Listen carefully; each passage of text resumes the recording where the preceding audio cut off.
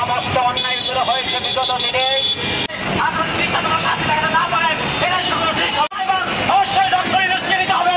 আমি স্পষ্ট ভাষায় বলতে চাই, ডক্টর ইউনূস আমাদের মাঝে সংক্ষিপ্ত পরিসরে তাদের বিরুদ্ধে এমন দৃষ্টান্তমূলক শাস্তির ব্যবস্থা। সময় বিভিন্ন সরকারের রোষানলে ছিল,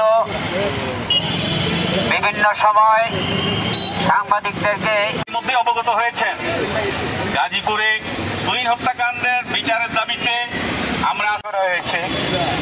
এটা কোনো ক্রমেই মেনে নেওয়া যায় না। যারা সরকারে আছেন, প্রশাসনে আছেন, সরকারি বিভিন্ন দপ্তরের দুর্নীতির এখানে উপস্থিত হয়েছি তার একটাই কারণ, আপনারা জানেন গাজীপুরে প্রকাশ্যে চাঁদাবাজের নিউজ ঘটে বেরিয়ে যাচ্ছে। আজকের এই মানববন্ধনে আমি বলতে চাচ্ছি যে আসামিদেরকে গ্রেপ্তার করা হয়েছে।